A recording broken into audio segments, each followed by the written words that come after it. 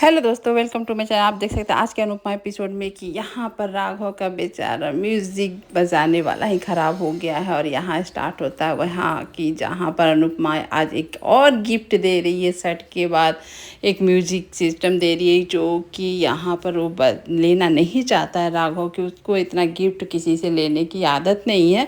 तो यहाँ अनुपमा बोलती है कि मैं एक कलाकार की फीलिंग को समझ सकती हूँ, क्योंकि मैं खुद ही एक कलाकार हूँ। मुझे कितने भी दुख हो, मुसीबत हो, अब मैं डांस कर लेती हूँ तो मुझे कितना अच्छा लगता है मैं जानती हूँ। तो आपको भी वैसे ही लगता होगा, इसलिए मैं दे रही हूँ।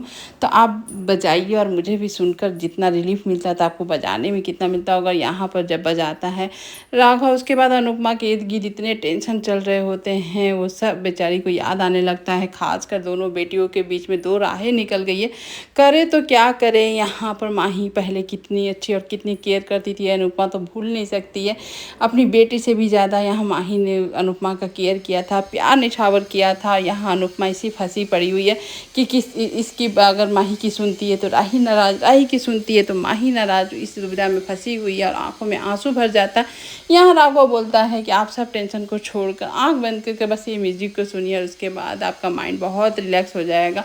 उसके बाद यहाँ अनुपमा बहुत परेशान होती है और यहाँ पर जब वो सब छोड़ छाड़ के फिर उस म्यूजिक को सुनती है तो बस आसपास के लोग आपको पता ही है कि किस तरह से जज करते हैं। और यहाँ अनुपमा को भी कैसे नहीं जज करेंगे, उन दोनों को साथ देकर इतने अच्छे से हंसते बोलते हैं, बात करते हैं। तो बाहर के तो लोग जज कर ही रहे थे, साथ में अपने ही बच्चे घर वाले भी इस पॉइंट पर रख देते हैं कि उनके अपने ही माँ के बारे में कैरेक्टर एनालाइज करने लगते हैं। आजकल के बच्चे की अगर माँ इस उम्र में दोस्त बना रही है तो क्यों बना रही है। हमें बाहर बहुत कुछ सुनना पड़ता है, समाज को देखना पड़ता है कि आजकल के बच्चे अपने खुद के 1000 दोस्त बना ले, सब चलेगा। लेकिन माँ जब इस उम्र में कुछ खुश होना चाहती है और वो दोस्त ही रखना चाहती है और उससे आगे तो उसको खुद मालूम है कि हमको क्या करना है नहीं करना है। लेकिन यहाँ पर बच्चे ही यहाँ राही इस तरह से माँ को ही जज कर रही है। तेरा इस तरह की जो बात बोली अनुपमा के दिल में ही एकदम से ये हो गया कि तीर ही चलाने का बराबर बोल देती है। यहाँ पर राही अनुपमा से बात करने नहीं, ताना देने ही आई होती है अपने ससुराल से। जिस तरह से पाखी और तोसू नहीं छोड़े तो यहाँ पर राही भी कम नहीं हुई। यहाँ बेचारा तो राघव एक दोस्ती के लिए ही शुक्रिया अदा कर रहा होता है कि मैं ज़िंदगी भर दोस्ती निभाऊंगा। यहाँ पर अनुपमा बोलती है कि तुम लोग को जो समझना है समझो, जो कहना है कहो, लेकिन राघव जी मेरे दोस्त हैं और दोस्त ही हैं। मैं जानती हूँ, मेरा ईमान जानता है तुम लोग का बोलने या तुम लोग जो बोल रहे होते हो। तो यहाँ समाज के बारे में जब बात होती है तो अनुपमा बोलती कौन है ये 4 लोग जो तुम लोगों को बोलते हैं, क्या मेरा बिल भरने आएंगे, मेरा राशन भरने आएंगे।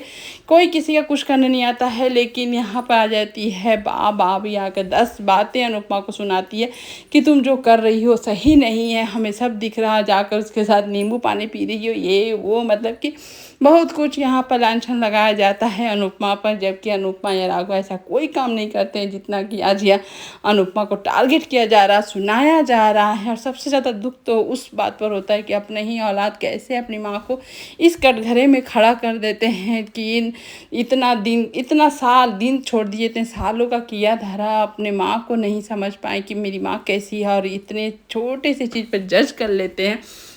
जो कि अनुपमा यहाँ चुप भी नहीं होती है, सबको अच्छे से जवाब दे देती है कि तुम लोग तो 1000 दोस्त बनाओ चलेगा, और तुम लोग तो आज के जनरेशन हो, तुम लोग जब ऐसे बोल सकते हो तो बात से क्या ही उम्मीद किया जाए। और मैं तुम लोग को कोई सफाई तो नहीं दे सकती, तुम लोग तो मेरे से तो कोई अच्छे से बात भी नहीं करता। यहाँ बेबली करके मुँह थक जाता है, लेकिन बेबली का तो यहाँ इल्ज़ाम और कड़वी बातें ही चल रही होती है। मैं जो एक इंसान है राघव जी, उनसे मेरी बातें सुनते हैं, मेरी बातें समझते हैं। अगर मैं दोस्त बनाई हूँ तो क्या दिक्कत है। यहाँ पर सब मर्द हो या औरत हो, सब कंधे में कंधे मिला कर चल रहे हैं, आगे बढ़ रहे हैं। और ऐसे सोच तुम लोग कैसे रख सकते हो कि आज इतनी सी छोटी सी बात को लेकर इतना बवंडर बनाना, इसने मेरे दिमाग पर ये सब कचरा डालना, जो मैंने सोचा नहीं वो भी तुम लोग को बोलना। ये सब तो मैं आज आखिरी बार बताती हूँ कि मेरे लिए मेरा प्यार अनुज थे और अनुज ही रहेंगे और ज़िंदगी में कोई उसका जगह नहीं ले सकता है। यहाँ पर राही का तब भी मन नहीं भरता, बोलती है कि अगर आप प्यार करती हैं समझ में आता है, लेकिन उसका आप नहीं करेंगी, उसको प्यार दोस्ती रखेंगे लेकिन वो आगे बढ़ जाएगा तो क्या करेंगे। यहाँ अनुपमा हाथ जोड़ के अपनी फैमिली को बोलती है, आप लोग को मेरा प्रणाम, मैं नहीं इतना सफाई दे सकती, आप लोग तो जो जो मेरे मन में दिमाग में भी नहीं है वो दिमाग में मेरा डाल दे रहे हैं। अगर ऐसा कुछ होता है तो हम सबसे पहले मैं ही हट जाऊंगी इस रिश्ते से, मैं ही दोस्ती तोड़ दूंगी। और दूसरी बात कि तुम लोग को उस आदमी पर भरोसा नहीं है तो कम से कम अपनी माँ पर तो भरोसा रखो कि तुम्हारी माँ कैसी है।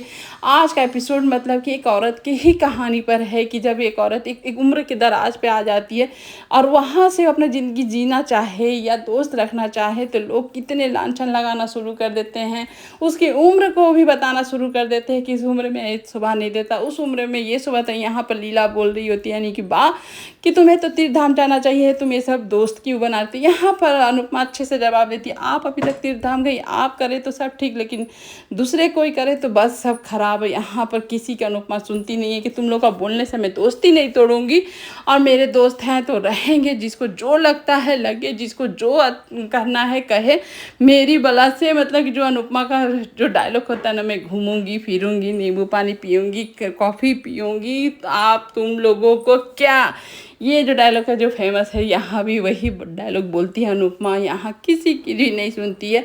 यहाँ लेकिन लीला को टेंशन हो जाता है कि आज अनुपमा को समझ में नहीं आ रहा, वो एक चिंगारी को हवा दे रही है, इस तरह से वो टेंशन में रहती है। यहाँ पर देखने को मिलता है राही और प्रेम के रोमांटिक सीन, जो कि बहुत दिनों से इन दोनों में लड़ाई झगड़े चल रहे थे, जो कि प्रेम नहीं चाहता कि और कुछ बातें बढ़े, आज हम अपने एक दूसरे के लिए टाइम एक्सपेंड करें, इस तरह से वो बात करता है और इस तरह दोनों मिल एक दूसरे को प्यार करते हैं। यहाँ पर अनुपमा का रात में अचानक बैठी हुई होती है, तभी दरवाज़ा खटखटाने और रोने की और आंटी आंटी कह के बुलाने की आवाज़ आती है। अनुपमा दौड़ के जाती है, दरवाज़ा खोलती है तो सोच नहीं सकते जिसको देखती है वो होती है प्रार्थना।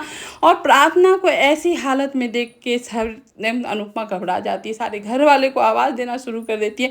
यहाँ प्रार्थना रोते रोते गले लग जाती है, उसकी हालत ऐसी होती है कि देख के ही डर लग जाए। और यहाँ पर सभी घर वाले घबरा जाते हैं, प्रार्थना से क्वेश्चन करते हैं, प्रार्थना एकदम अपने आप को संभालने के लायक नहीं तो वो बताए क्या कुछ। लेकिन यहाँ तभी अनुपमा उसको घर में लाने की कोशिश करती है, तभी आ जाती है वहाँ लीला। लीला गुस्साती है और बोलती है, घर लाने से अच्छा है कि तुम उसे कोठारी हाउस ले जाओ, हमें कोठारियों से पंगा नहीं लेना है। बिना कुछ किए लोग इतना कुछ सुनाते हैं, मैं जानती हूँ मुझे भी दया आ रही है लेकिन मुझे डर है उन लोगों से है, इसलिए तुम रिश्ता ना खराब हो, शाह और कोठारी में फिर से कोई नया पंगा ना हो, तुम उसे लेकर जाओ घर। लेकिन अनुपमा कुछ किसी का नहीं सुनती है और ऐसी हालत में वो कहाँ की बेचारी प्रार्थना को ले जाए, वो घर में बैठाती है और उसको पानी वानी पिलाती है, उसको संभालती है। यहाँ पर लीला को टेंशन हो जाता है कि ये औरत अनुपमा किसी का बात सुनती क्यों नहीं है, अब क्या होगा अगर कोठारियों को पता चलेगा तो हमारा ही जीना मुहाल होगा। यहाँ लीला का भी भाई डरना तो जायज़ ही है, जानती है लोग कैसे हैं। और यहाँ पर अनुपमा उसको सहायता देती है, मदद करती है और इस हालत में देखकर डर भी जाती है।